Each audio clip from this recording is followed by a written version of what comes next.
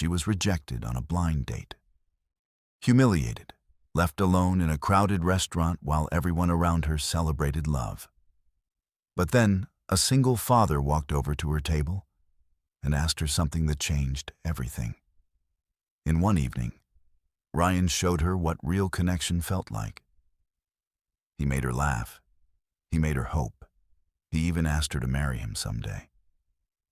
And for the first time in years, Lena believed that maybe love was possible after all. But just as she was ready to walk away with Ryan and start something new, Elliot came running back. The same man who'd stood her up just hours before, suddenly begging for a second chance.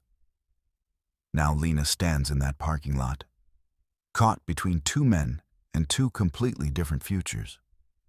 The choice she makes in the next few seconds will change everything. But which path will she choose? If you haven't watched part 1 of this story, you'll want to check that out first. The link is in the description below. Before we continue, let us know in the comment section where in the world you're tuning in from. We love seeing how far our stories reach. And if this story speaks to you, don't forget to like, share, and subscribe. Lena looked at Elliot standing there in the parking lot, breathing hard, his face flushed with what looked like genuine regret. Then she looked at Ryan, who'd gone very still beside her, his jaw tight, waiting. "Lena, please," Elliot said again. "Just give me 5 minutes. Let me explain." "I think you should go," Ryan said quietly, his voice controlled but firm. Elliot's eyes flashed. "I'm sorry. Who are you?" "Someone who actually showed up," Ryan replied. Lena felt her heart hammering. This was surreal. 2 hours ago, she'd been sitting alone, feeling like the most unlovable person in the world. Now 2 men were standing in front of her, both wanting her attention. "Elliot," Lena said carefully, "you stood me up. You sent me a text saying you were just trying to get your mom off your back. You humiliated me." I know I did, and I'm sorry. I panicked." Elliot ran his hand through his hair. "My mom has been on my case about settling down, and when she set up this blind date, I agreed just to shut her up. But then I started thinking about it, and I got scared, so I bailed. But I've been driving around all night, and I realized I made a huge mistake. You seem like an amazing person, and I threw that away because I was being a coward." "So you want points for realizing you were wrong?" Ryan asked, his tone sharp. Elliot ignored him, his eyes locked on Lena. "I want a chance to make it right. That's all. Just one real date. Let me show you who I actually am when I'm not being an idiot." Lena's mind was spinning. Part of her wanted to tell Elliot to leave, to walk away with Ryan and never look back. But another part of her, the part that had spent years being rejected and disappointed, wondered if maybe Elliot deserved a second chance. People made mistakes, right? People panicked. It didn't necessarily mean he was a bad person.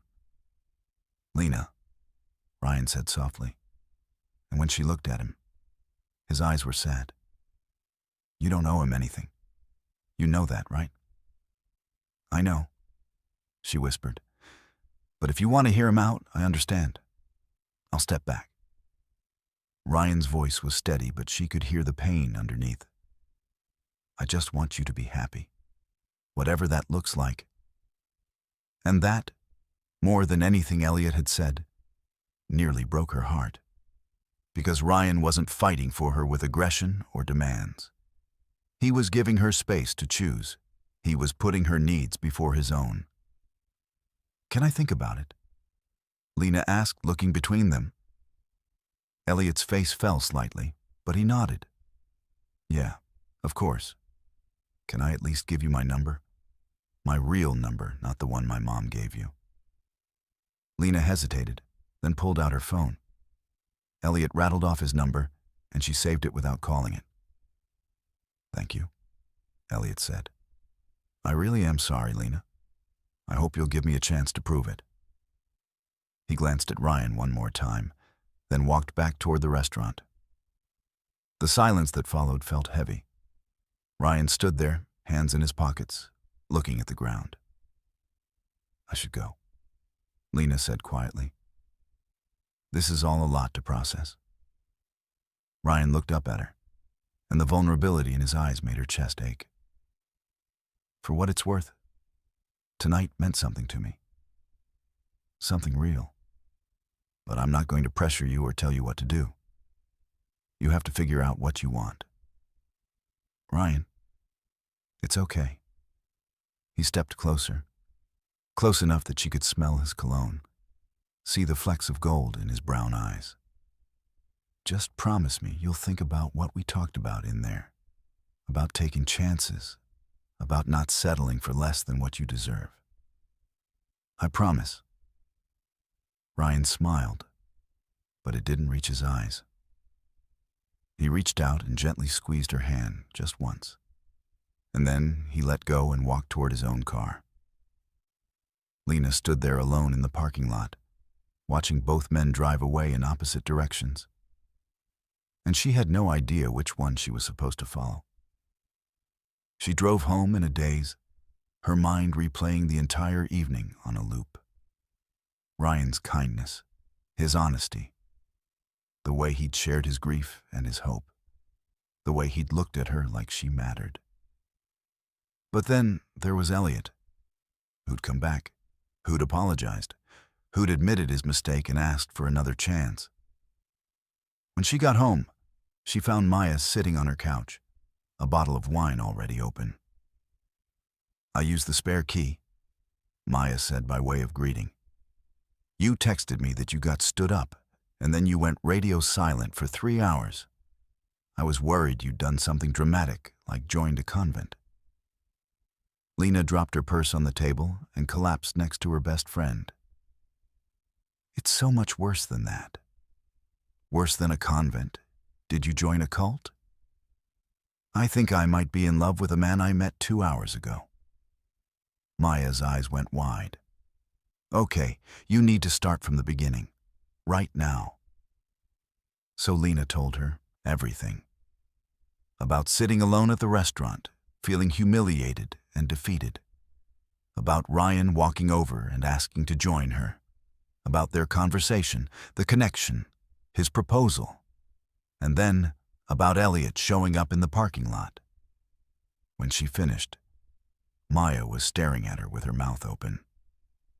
"So, let me get this straight," Maya said slowly.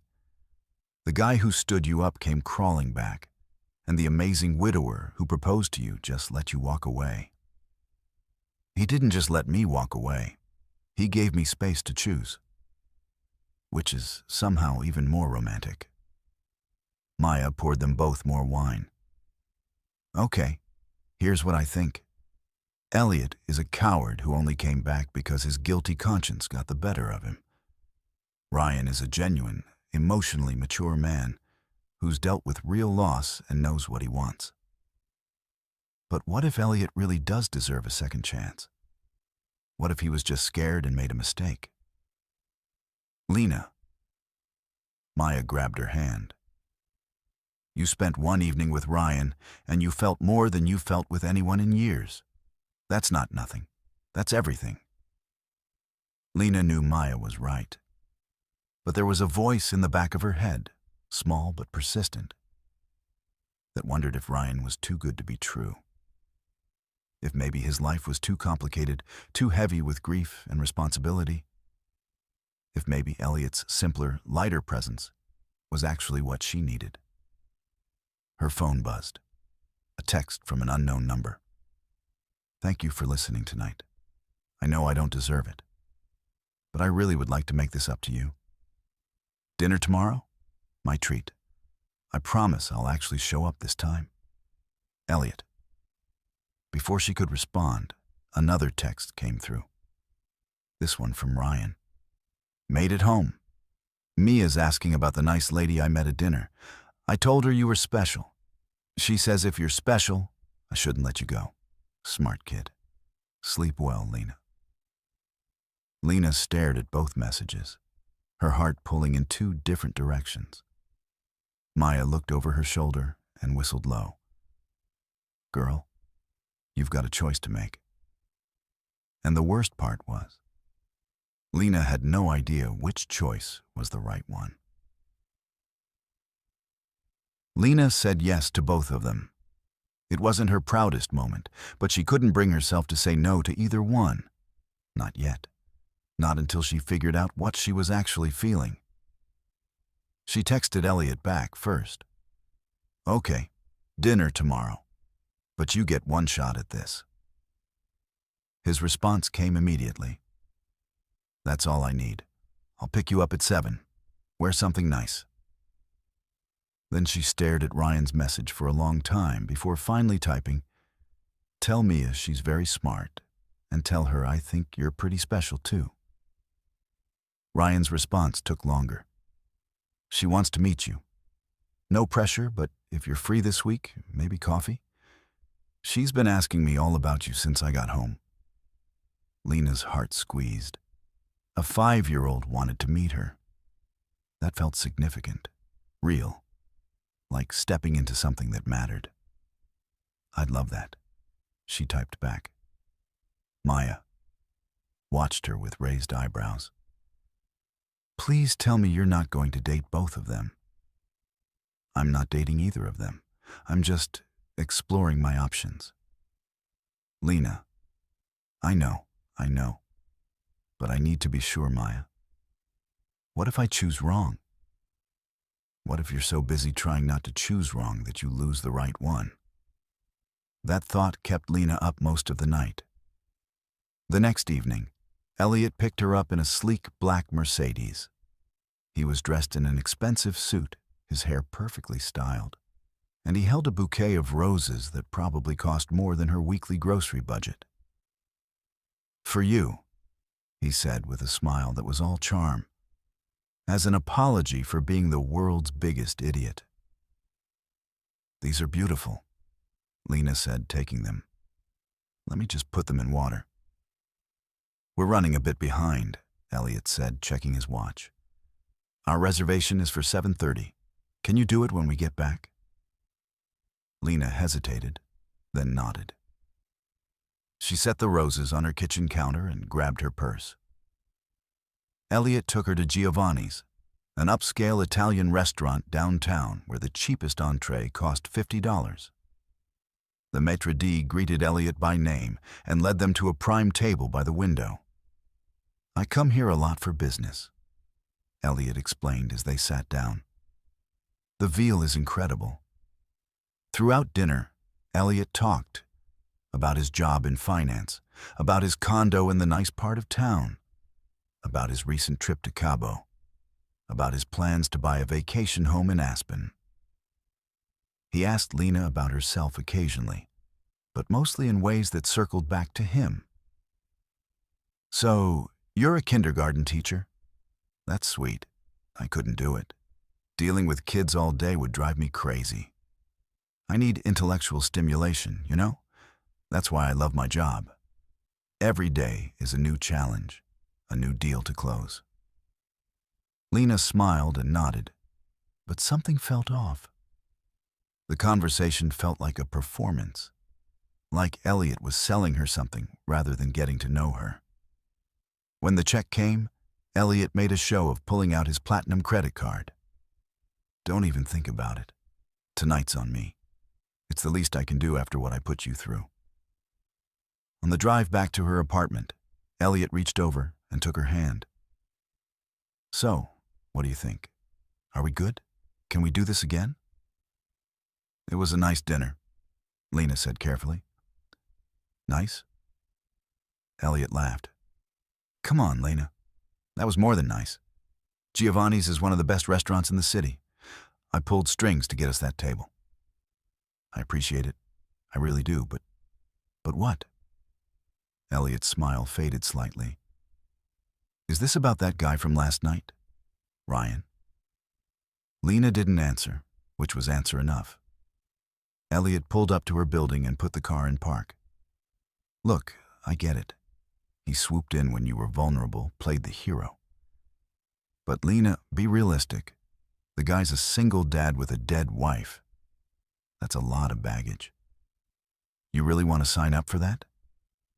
The casual cruelty in his tone made Lena's stomach turn. That's his life, Elliot. Not baggage. I'm just saying, you deserve better. You deserve someone who can actually focus on you, not someone who's going to be splitting his attention between you and his kid and his grief. Elliot reached over and tucked a strand of hair behind her ear. I can give you the life you deserve. No complications, no drama, just us. Lena pulled back slightly. I should go. Thank you for dinner. Elliot's jaw tightened, but he smiled. Think about what I said, okay? I'll call you tomorrow. Lena got out of the car and walked into her building, her mind reeling. The dinner had been expensive and elegant, but it had left her feeling empty, like she'd just sat through a business pitch rather than a date. She checked her phone. A text from Ryan, sent an hour ago. Mia drew you a picture at dinner tonight. It's a rainbow with 3 stick figures under it. She labeled them Daddy, me, and Lena. I told her it might be too soon for that, but she insisted. Kids, right? Anyway, hope your evening was good.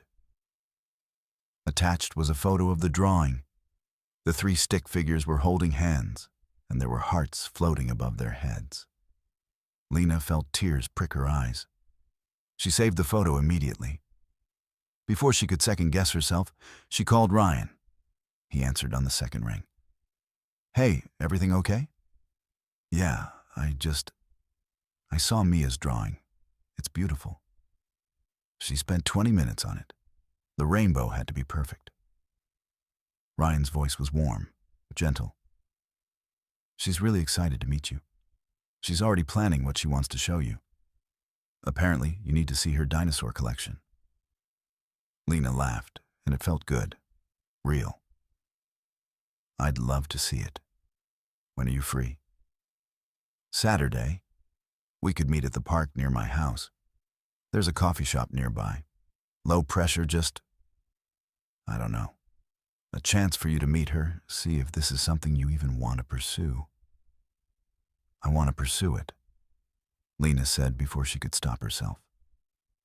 Ryan was quiet for a moment. Yeah? Yeah. I've been thinking about what you said, about taking chances, about not settling.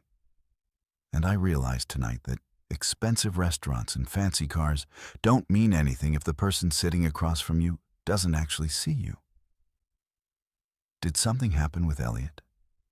Nothing bad, just clarifying. Lena sat down on her couch, still holding her phone. He's not a bad person, but he's not the right person, not for me. And me? Lena smiled. I think you might be, which terrifies me, by the way.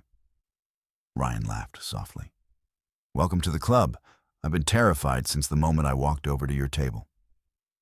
They talked for another hour, about everything and nothing. About Mia's favorite books and Lena's most chaotic classroom stories. About Ryan's job as a carpenter and Lena's dream of maybe writing children's books someday. About how strange and wonderful it was to feel so connected to someone she'd known for less than 48 hours.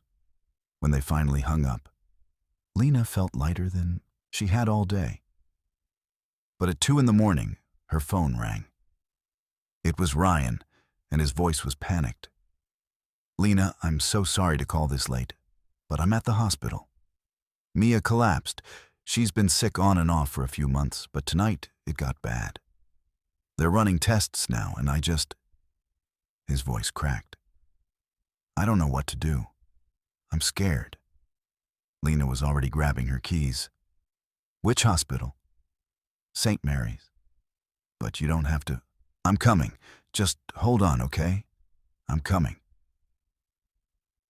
Lena found Ryan in the pediatric waiting room, sitting hunched forward with his head in his hands. He looked up when she approached, and the relief on his face nearly broke her. You came. he said, standing. Of course I came. Lena didn't hesitate.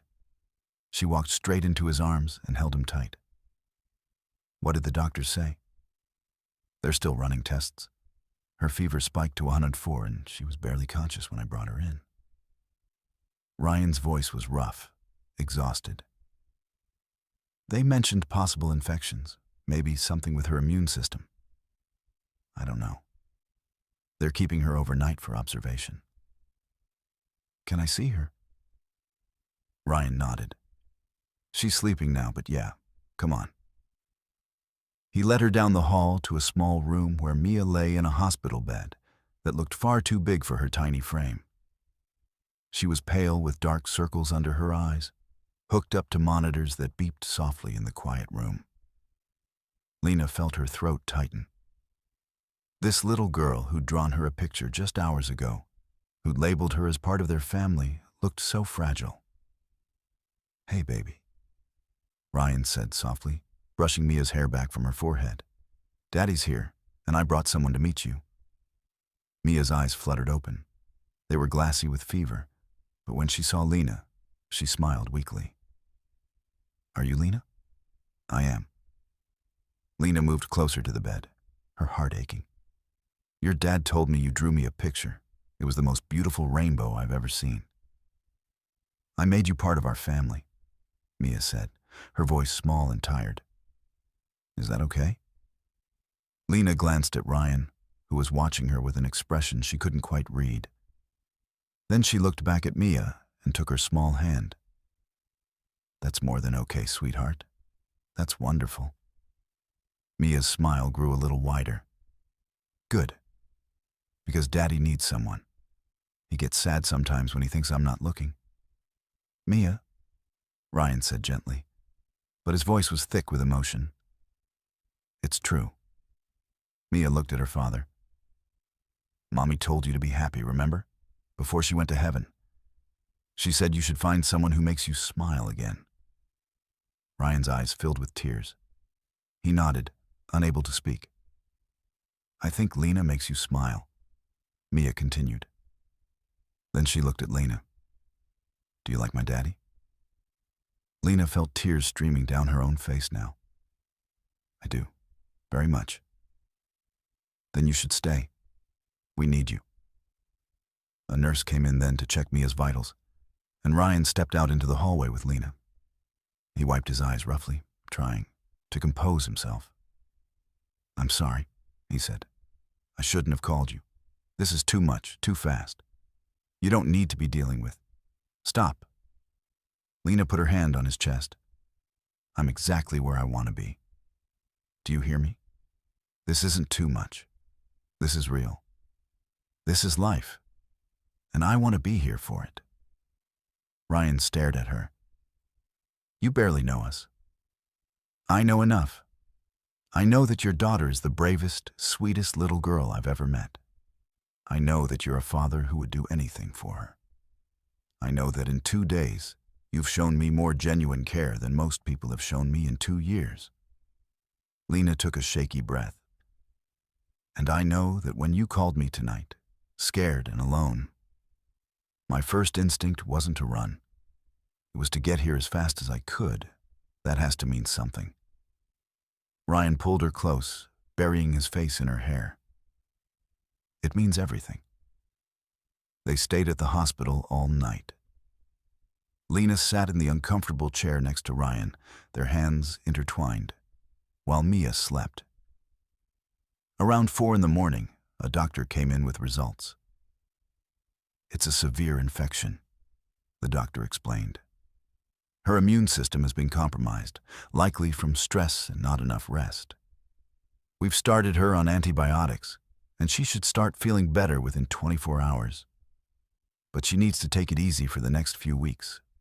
No school, lots of fluids, plenty of rest. Ryan sagged with relief. She's going to be okay? She's going to be fine. Kids are resilient. The doctor smiled. She'll probably bounce back faster than you will. After the doctor left, Ryan turned to Lena. I need to call my boss, take some time off. I can't leave her alone, and my neighbor can only do so much. I'll help, Lena said immediately. I have sick days saved up. Let me help you take care of her. Lena, you don't have to do that. I want to. Please let me do this. Ryan looked at her for a long moment, then nodded slowly. Okay, thank you. Over the next 2 weeks, Lena became part of their routine. She'd come over after work, bringing groceries and homework for her own students to grade while Mia rested. She'd make dinner while Ryan tried to work from home, and they'd all eat together at the small kitchen table. Mia chattering about dinosaurs and princesses, despite still being tired. Elliot called twice during that time. Lena didn't answer. On his second voicemail, his tone had shifted from charming to annoyed. I don't know what game you're playing, Lena, but I don't appreciate being ghosted. I thought we had something. Call me back if you're actually interested. Otherwise, I'm moving on. She deleted the message without a second thought. One evening, after Mia had fallen asleep on the couch during a movie, Ryan carried her to bed while Lena cleaned up their dinner dishes. When he came back, he found her staring out the kitchen window at the street below. What are you thinking about? He asked softly. How different my life looks now than it did 3 weeks ago, Lena said. 3 weeks ago, I was sitting in that restaurant, convinced I was going to die alone. And now I'm here, doing dishes in your kitchen, and it feels more right than anything has felt in years. Ryan moved behind her, wrapping his arms around her waist. I keep waiting for you to realize what you've gotten yourself into and run for the door. I'm not running anywhere. Lena turned in his arms to face him. I'm exactly where I'm supposed to be. Ryan kissed her then, soft and slow, and it tasted like coming home. When Mia was finally feeling better, strong enough to go back to school, Ryan took Lena back to Carmichael's, the same restaurant where they'd met. He'd made a reservation for their original table, the one where Lena had sat alone that awful night. This feels full circle, Lena said as they sat down. That's the idea. Ryan reached across the table and took her hand. I've been thinking about what you said that first night. About how you thought love wasn't in the cards for you. About how you felt like you were destined to be alone. I remember. You were wrong. Ryan's eyes were intense, serious. You were never meant to be alone, Lena. You were meant to be exactly here, with me and Mia. You were meant to be part of our family. Lena's breath caught. Ryan stood up, and then he was kneeling beside the table, and Lena's heart stopped. I know this is fast. I know we've only known each other a few weeks. But I also know that when you find something real, you don't let it go. Ryan pulled a small box from his pocket. I've been carrying this around for 2 days, trying to figure out the perfect moment. But the truth is, every moment with you is perfect. So I'm just going to ask. Lena Martin, will you marry me? Will you be Mia's mom and my wife and the person we both come home to every single day? Lena was crying now, full-on sobbing, not caring that people at other tables were watching. Yes. God, yes. Ryan slipped the ring on her finger, a simple, beautiful band with a small diamond that caught the candlelight. Then he stood and kissed her, while the entire restaurant applauded. When they finally pulled apart, both of them laughing and crying at the same time, Lena looked around the room, at all the happy couples, at the place where her worst night had turned into the beginning of everything. I can't believe this is real, she whispered. It's real, Ryan promised. We're real. And for the first time in her life, Lena believed it. 6 months later, they got married in a small ceremony at the park where Lena had first met Mia. Maya was her maid of honor. Mia was the flower girl, wearing a purple dress she'd picked out herself, scattering petals with dramatic flair. During the reception, Mia pulled Lena aside, looking very serious for a 6-year-old. "I have something to tell you," Mia said. "What's that, sweetheart?" "I knew you were going to be my new mommy the first time Daddy told me about you." He had this look on his face, the happy look. Mia smiled. "I told him not to mess it up." Lena laughed and pulled Mia into a hug. He didn't mess it up. He got it exactly right. That night, as Lena and Ryan danced under string lights in their backyard, surrounded by the people they loved, Lena thought about that awful blind date, about sitting alone in Carmichael's, certain that her story was ending. She'd been wrong. It hadn't been an ending at all. It had been the beginning of everything that mattered. Sometimes the worst moments of our lives are just the universe's way of clearing space for something better. Sometimes getting stood up on a blind date is actually the first step toward finding the person you were meant to find all along. And sometimes, love doesn't look like what you expected. It looks like a single dad with kind eyes and a sick daughter who draws rainbows. It looks like showing up at a hospital at 2 in the morning. It looks like doing dishes in someone else's kitchen and feeling more at home than you've ever felt before. Lena had been looking for love in all the wrong places, with all the wrong people, for all the wrong reasons. But when she stopped looking, when she was at her absolute lowest, love found her anyway. And it was worth every single moment of heartbreak that came before it. What did you think of Lena and Ryan's story? Have you ever had a moment where something awful turned into something beautiful? Drop your thoughts in the comments below.